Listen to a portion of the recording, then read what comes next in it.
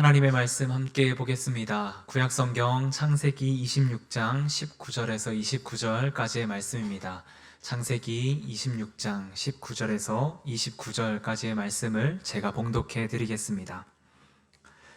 이삭의 종들이 골짜기를 파서 샘 근원을 얻었더니 그랄 목자들이 이삭의 목자와 다투어 이르되 이 물은 우리의 것이라 하매 이삭이 그 다툼으로 말미암아 그 우물 이름을 에색이라 하였으며 또 다른 우물을 팠더니 그들이 또 다툼으로 그 이름을 신나라 하였으며 이삭이 거기서 옮겨 다른 우물을 팠더니 그들이 다투지 아니하였으므로 그 이름을 르호봇이라 하여 이르되 이제는 여호와께서 우리를 위하여 넓게 하셨으니 이 땅에서 우리가 번성하리로다 하였더라.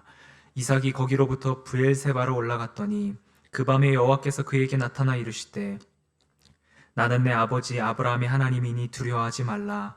내 종 아브라함을 위하여 내가 너와 함께 있어 내게 복을 주어 내 자손이 번성하게 하리라 하신지라.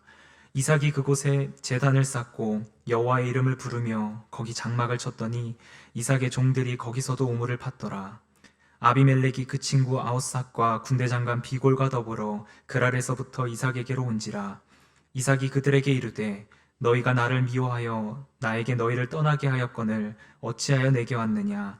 그들이 이르되 여호와께서 너와 함께 계심을 우리가 분명히 보았으므로 우리의 사이 곧 우리와 너 사이에 맹세하여 너와 계약을 맺으리라 말하였노라. 너는 우리를 해하지 말라. 이는 우리가 너를 범하지 아니하고 선한 일만 내게 행하여 내가 평안히 가게 하였음이니라. 이제 너는 여호와께 복을 받은 자니라. 아멘. 오늘은 셈이 나는 신앙생활 두 번째 시간으로 르호봇과 브엘세바라는 제목으로 함께 은혜를 나누려고 합니다. 구약 성경의 첫 번째 책인 창세기를 우리가 열어보면 그 창세기는 전체로 50장으로 이루어져 있습니다.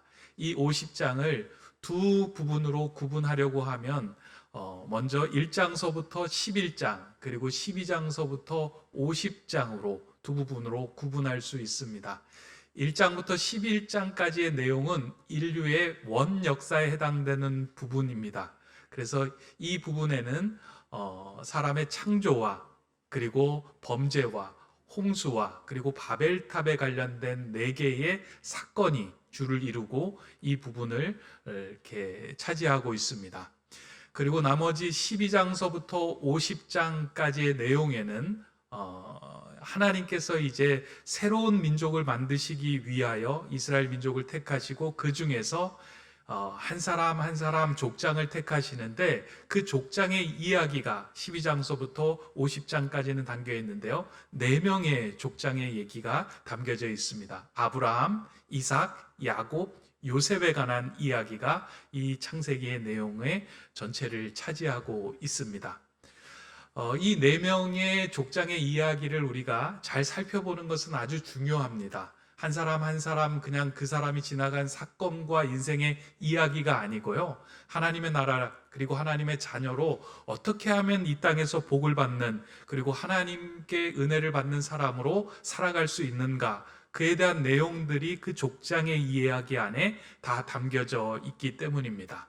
오늘은 우리 주제에 맞춰서 셈이 나는 신앙생활의 주제에 맞춰서 셈이 나는 인생을 살았던 이삭에 관한 이야기를 좀 살펴보려고 합니다. 족장 4명의 그 수명을 살펴보면은요, 그 4명 중에 이삭이 가장 오랜 그 삶을 살았습니다.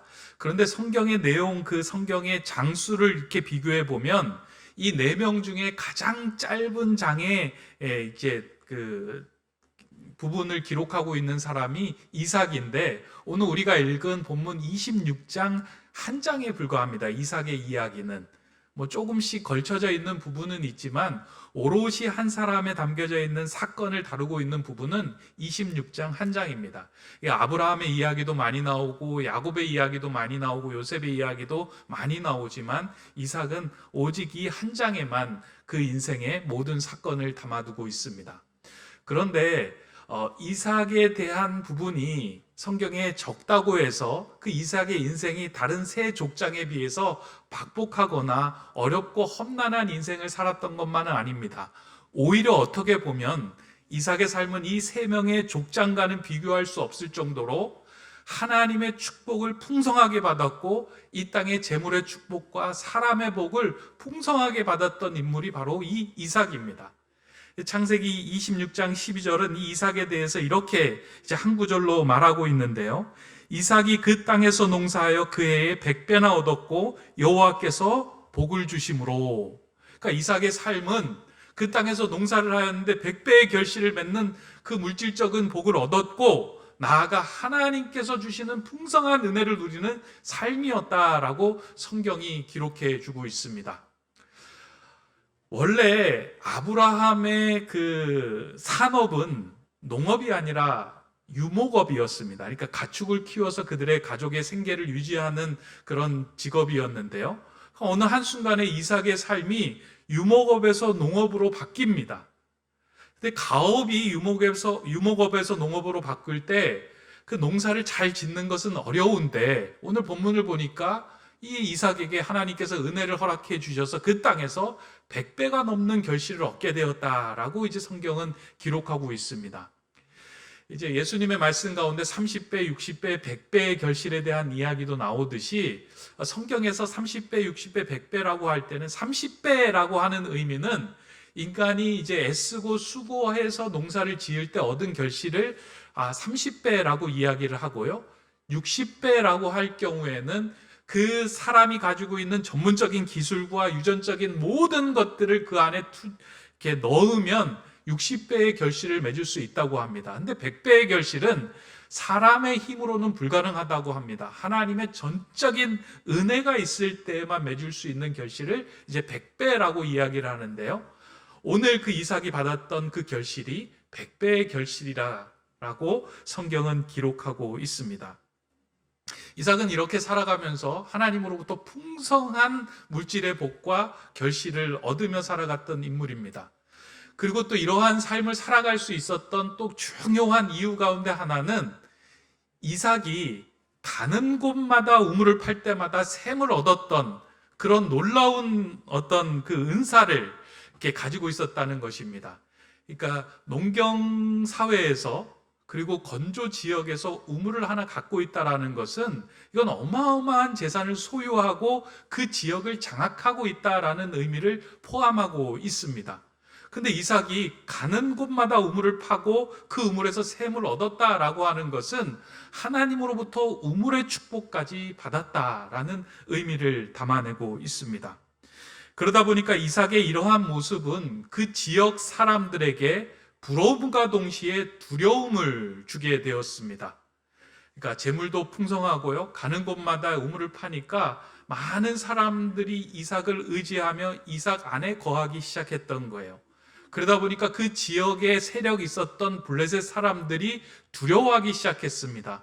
이삭이 이제 강성하니까 우리 블레셋 사람들을 억압하고 우리 블레셋 사람들에게 전쟁을 걸어올 것이다 라는 그 두려움에 사로잡히다 보니까 그 이삭을 찾아가서 그 이삭과 화친 조약을 맺고자 합니다.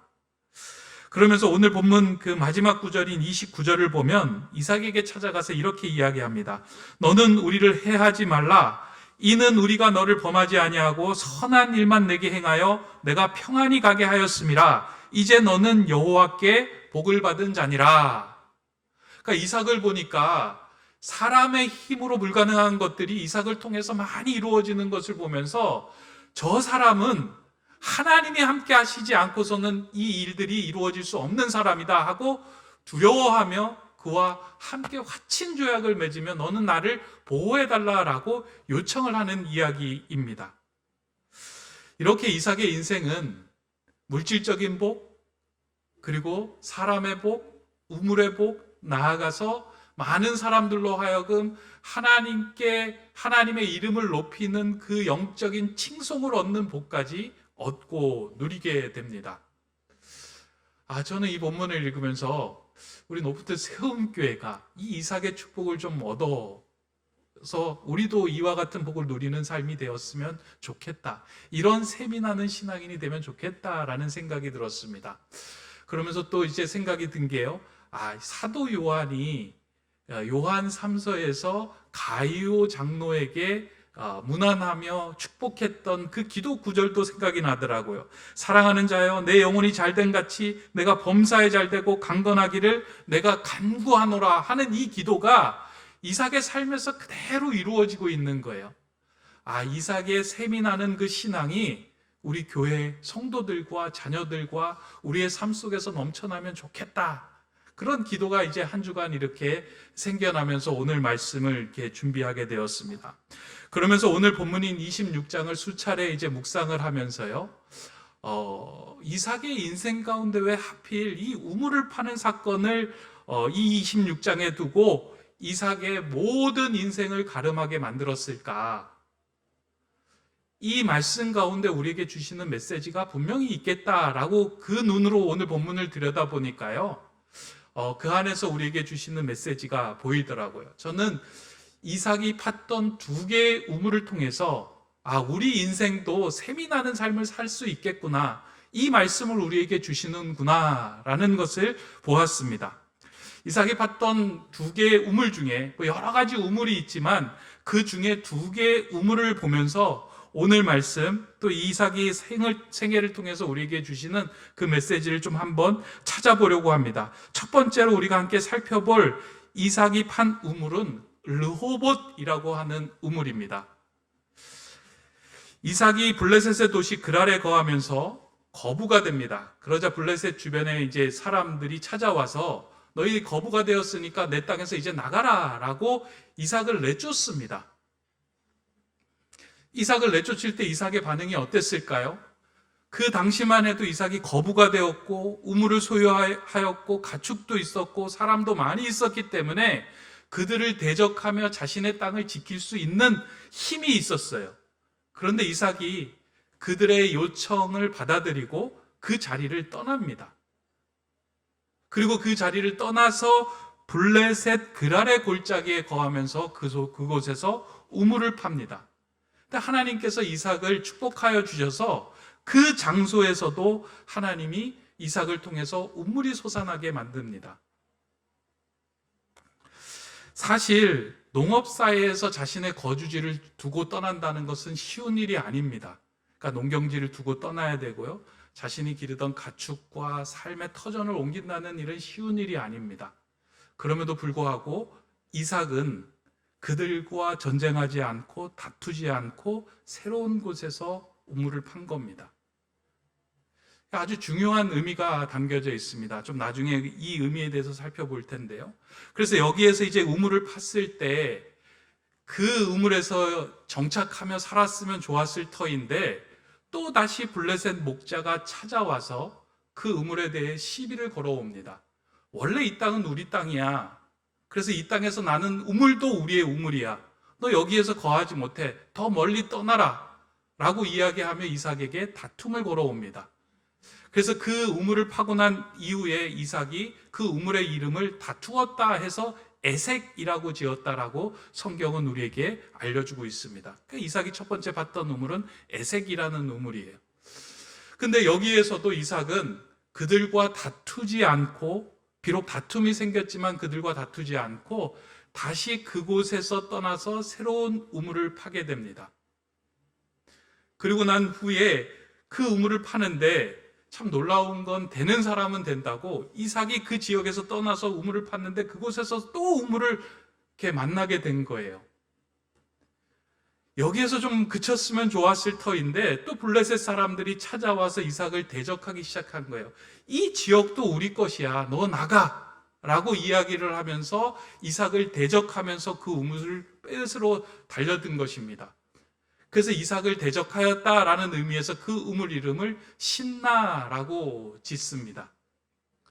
이삭은 거기에서 좀 멀리 떠나서 다시 우물을 파기 시작합니다.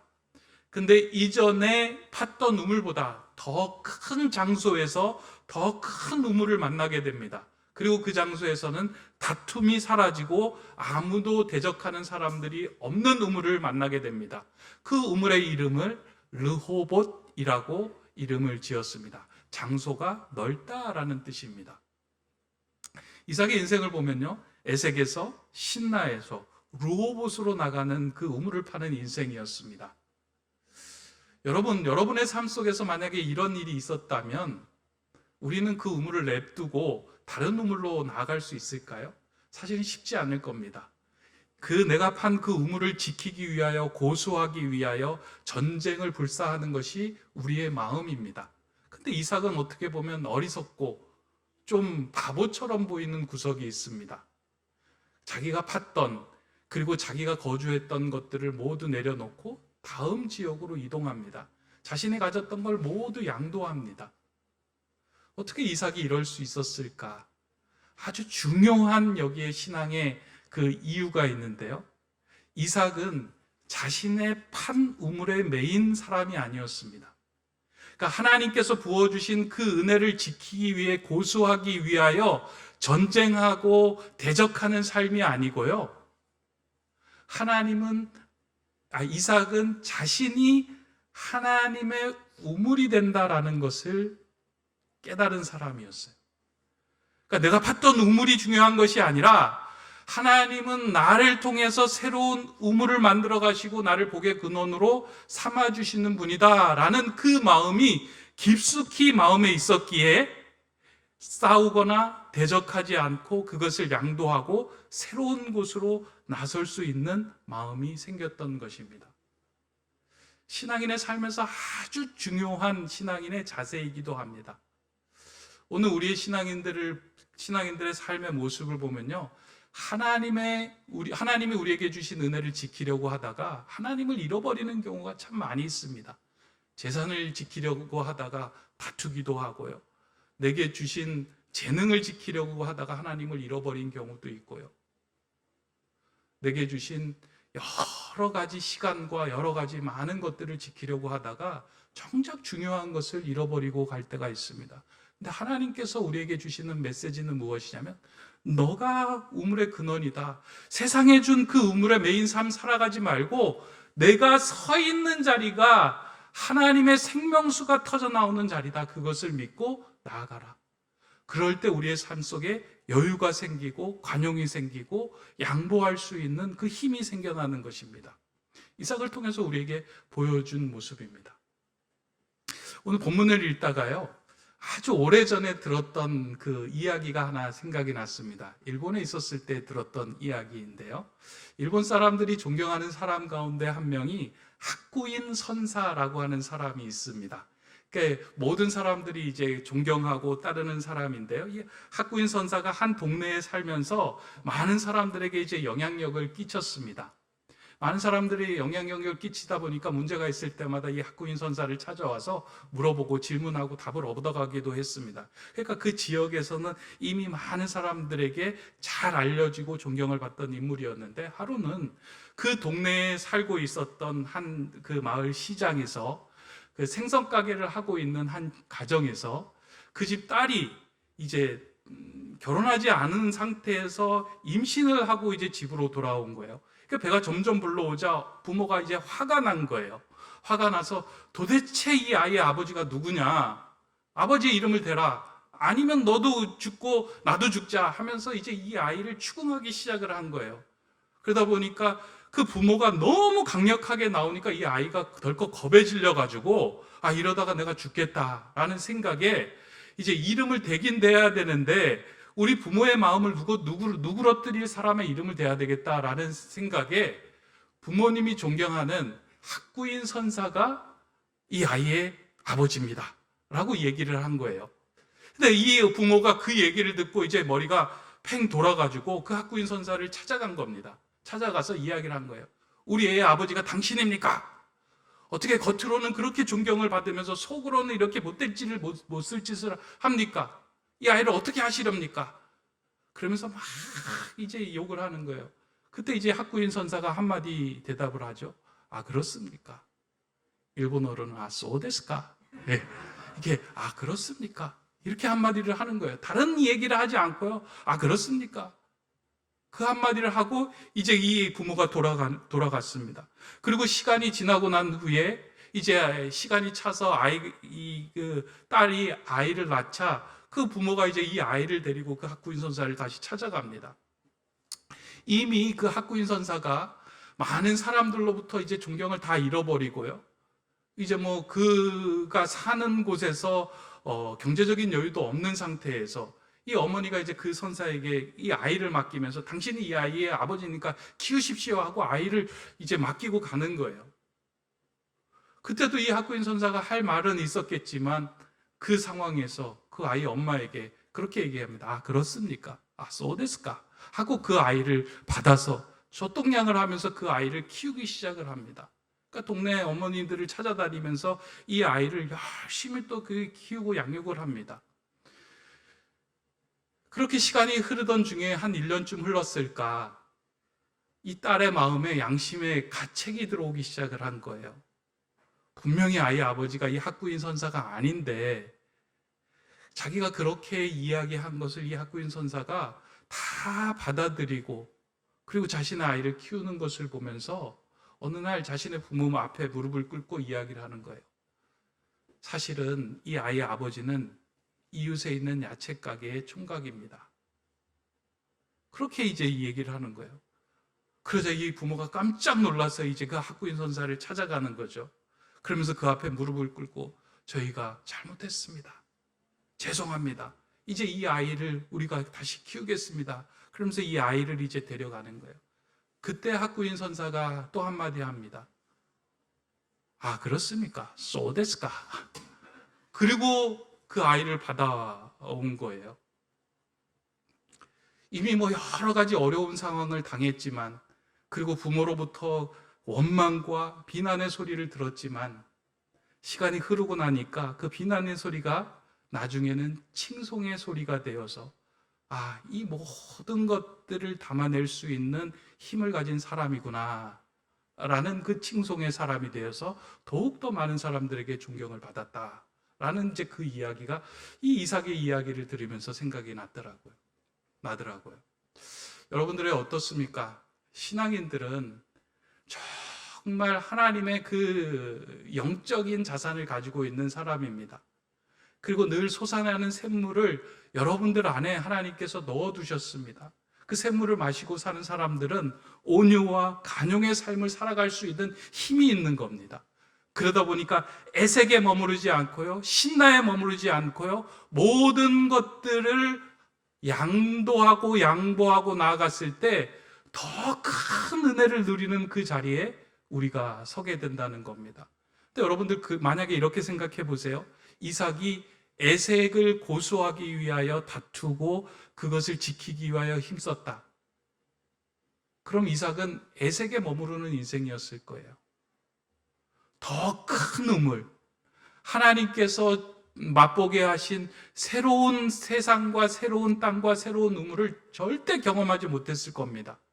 에색과 신나와 르호봇에 도달했을 때 이삭은 이전에 생각해보지 못했던 놀라운 은혜를 경험하게 됩니다. 저는 우리 높은뜻 세움교회 성도님들이 이 에색과 신나에 머무르는 신앙에 사로잡혀서 살아가지 않았으면 좋겠습니다. 여러분 삶 속에서 지켜야 될 것, 고수해야 될 것, 그리고 매이게 하는 많은 것들이 있잖아요. 근데 그것으로 우리가 은혜를 얻거나 힘을 얻거나 살아가는 것이 아니고요, 우리는 하나님으로 살아가는 존재입니다. 하나님은 우리 자신을 우물로 만들어 주셨고요, 우리 자신을 복의 근원으로 삼아 주셨습니다. 우리 안에 담겨져 있는 그 하나님이 우리의 우물 되시고 우리의 샘이 되십니다. 이런 믿음으로 나아갈 때 우리의 지경이 넓어지고 우리가 이전에 경험하지 못했던 하나님의 은혜를 누리게 됩니다. 에색과 신나가 아닌 르호봇으로 믿는 사람들의 그 온유와 관용과 그 양보의 삶을 가지고 살아갈 때 하나님은 우리에게 더 큰 은혜를 허락해 주실 겁니다. 이게 이제 이삭을 통해서 우리에게 보여주셨던 첫 번째 르호봇의 우물의 모습입니다. 이제 두 번째로 우리가 살펴볼 모습은요, 중요합니다. 어떻게 이삭이 그 르호봇의 마음을 가졌을까? 그 근원이 어디에 있는가? 그것을 우리에게 보여주는 우물인데요. 저는 그것이 이삭이 판 두 번째 그 우물은 부엘세바에서 판 우물이다라고 생각을 합니다. 이삭은 하나님께로부터 많은 물질적인 복을 얻었습니다. 재물의 복과 사람의 복, 그리고 넓은 장소의 우물을 만나는 복까지 얻었습니다. 그의 인생은 샘이 나는 인생이었습니다. 그런데 하나님께서 이삭에게 이렇게 솟아나는 샘의 복을 주신 이유는 이삭이 잘해서가 아니라, 이삭에게 가지고 있는 뭐 특별한 것이 아니라, 이삭은 하나님을 자신의 샘의 근원으로 삼았기 때문에 그와 같은 은혜를 주셨다는 거예요. 오늘 본문을 보면은요, 이삭이 르호봇에 머물러 있지 않고 장소가 넓은 장소에 머물러면서 하나님이 나에게 물질 복을 주셨지, 나에게 번영의 복을 주셨지, 그곳에 머무르며 살지 않고요, 거기로부터 떠나 부엘세바로 나아갔다라고 이야기를 합니다. 그러니까 자신의 근원이 어디인지를 알고 이삭이 떠나기 시작을 한 거예요. 부엘세바라고 하는 것은요, 이삭의 아버지인 아브라함이 자신의 우물을 메우며 힘들게 하였던 아비멜렉과 화친 조약을 맺었던 장소가 부엘세바입니다. 동일한 일이 벌어졌어요. 그러니까 아브라함도 우물을 팠는데 그 우물에서 물이 나오자 아비멜렉이 이제 찾아옵니다. 찾아와가지고 당신은 하나님의 사람이니까 우리를 괴롭히지 마십시오, 우리를 도와주십시오 하고 화친 조약을 맺는 자리가 그 부엘세바의 자리이고요. 그 부엘세바에서 아브라함이 무엇을 했냐면 하나님의 이름을 부르며 예배하는 자리로 삼았다는 겁니다. 창세기 21장 33절은 이렇게 기록하고 있습니다. 아브라함은 부엘세바에서 에셀 나무를 심고 거기서 영원하신 여호와의 이름을 불렀으며. 그러니까 부엘세바는 아브라함의 인생에서 나의 샘의 근원, 나의 인생의 근원은 하나님께 있습니다 라고 하나님께 예배하며 하나님의 이름을 불렀던 자리입니다. 이삭은 그게 마음 속에 있었던 거예요. 내게 샘을 주신 분은 하나님이며 내 인생의 장소를 넓게 하시는 분은 하나님이십니다. 나는 그분에게 나아가 세상의 우물을 파지 않고 그분의 우물을 파는 삶을 살겠습니다. 그래서 이삭이 부엘세바로 나아가서 하나님께 토단을 쌓고 이름을 부르며 예배하며 그곳에서 우물을 팠습니다. 이삭이 부엘세바에서 팠던 우물은요, 세상의 우물과는 조금 다른 의미입니다. 내가 하나님 곁에 거하며 하나님으로 인하여 나의 샘의 근원을 찾겠습니다 하는 우물로 봐야 합니다. 여러분들은 우물을 어디서 파고 있습니까? 인생의 우물을 어디서 지금 파고 계십니까? 여러분의 삶을 든든하게 만들어줄 그 우물을 어디서 파고 계십니까? 지금 여러 군데서 많이 판다고 그러더라고요. 아파트로 파시는 분도 있고, 주식시장에서 파시는 분도 있고, 사람들과의 관계 속에서 파시는 분들도 있고, 물론 그곳에서 샘이 솟아날 때 우리의 목마름과 갈증을 해결해 줄 수 있지만 그 샘에서 솟아나는 샘물로는 우리는 살아갈 수 없는 영적인 존재입니다. 아브라함은 내 샘의 근원이 하나님께 있음을 알고 부엘세바에 나아가서 하나님의 이름을 부르며 간구하며 그곳에 우물을 팠던 것입니다. 이렇게 하나님을 전심으로 찾고 구하는 자에게 하나님은 샘이 나게 하시며 샘이 나는 인생으로 만들어 주십니다. 이것은 하나님의 약속입니다. 이삭에게만 주신 약속이 아니고요, 하나님을 믿는 모든 자녀들에게 주신 약속의 말씀이에요. 십계명에 보면은요, 이스라엘 백성과 하나님이 계약을 맺으면서 여러 가지 약속의 말씀을 주시잖아요. 그 십계명의 그 뒤편에 보면 20장 24절에 보면 이러한 말씀으로 기록이 되어 있습니다. 내게 토단을 쌓고 그 위에 내 양과 소로 내 번제와 화목제를 드리라. 내가 내 이름을 기념하게 하는 모든 곳에서 내게 임하여 복을 주리라. 내가 내 이름을 기념하는 모든 곳에서 내가 임하여 복을 주리라. 하나님을 내 인생의 근원, 하나님을 내 삶의 샘의 근원으로 삼고자 그곳에서 우물을 파는 자에게 내가 임하여 그에게 샘의 근원으로 너희를 삼아주겠다라고 말씀하십니다. 이게 얼마나 귀한 축복입니까? 우리는 세상에 그 우물을 찾기 위해서요, 우물이 잘 나오는 곳을 찾아다녀요. 어디에 우물이 잘 나오더라, 어느 쪽으로 가야 된다더라, 어디에 가야지 샘이 있다더라 하면서 다양하게 동분서주하며 그 샘의 자리를 찾습니다. 그래서 누군가가 여기에 샘 났다 하면 또 그쪽으로 우르르 몰립니다. 크리스찬이라고 또 이것의 예외는 아닙니다. 그런데 성경 속에서 말하고 있는 것은 무엇이냐면 아브라함을 복의 근원으로 삼아주셨듯이 이삭도 복의 근원, 셈의 근원으로 삼아주시겠다 약속하신 메시지예요. 이게 무슨 메시지냐면 내가 우물을 찾아가는데 거기에서 우물 나는 것이 아니라 내가 어디로 가든지 그곳이 셈의 근원으로 만들어주시겠다. 네가 나를 너의 하나님으로 인정하고 기념한다면 그곳에서 토단을 쌓고 내 이름을 부르는 자리에서 내가 너의 인생의 셈의 근원으로 그곳을 만들어 주시겠다. 그렇게 약속하시는 메시지입니다. 저는 오늘 예배하는 여러분들의 삶 속에서요, 이 땅에서 우물 나는 곳, 셈이 나는 곳을 쫓아다니는 인생, 그것으로 끝나지 마시고요, 또한 내게 주신 하나의 우물 에셋 신나를 지키기 위해서 다툼과 대적에 머물러 있지 마시고 하나님의 이름을 부르며 나아가는 곳에서 우물이 터져 나오는 그 은혜를 누리시며 살아가시기를 소망합니다. 여러분들이 그런 분이 되시기를 바랍니다. 그래서 여러분들이 어디를 가든지요, 그리고 어느 곳에 거하든지 그곳에서 샘이 터져 나와서 나도 샘이 나고 다른 사람들에게도 샘을 내게 하는 그런 그리스도인이 되기를 소망합니다. 한 가지 덧붙여서, 여러분들이 신앙생활하면서 이제 노푸트 세움교회에서 신앙생활 하시잖아요. 저는 이곳이 여러분들이 판 우물이라고 생각이 됩니다. 이전에 에색의 우물을 팠을 수도 있고요, 신나의 우물을 팠을 수도 있습니다. 다툼이 일어났을 수도 있고 대적하는 일들도 일이 일어날 수 있습니다. 그래서 아마 그것을 피해서 이곳으로 왔을 수도 있습니다. 그런데 저는 이곳이 또 다른 에색과 신나가 되지 않고 여러분 인생의 르호봇이 되기를 소망합니다. 그러기 위해서는 브엘세바로 올라가셔야 합니다. 브엘세바에 가서 하나님을 향하여 깊은 우물을 파기 시작할 때요, 그곳에서 하나님께서 우리에게 허락해 주시는 그 생수를 우리가 마실 수 있게 됩니다.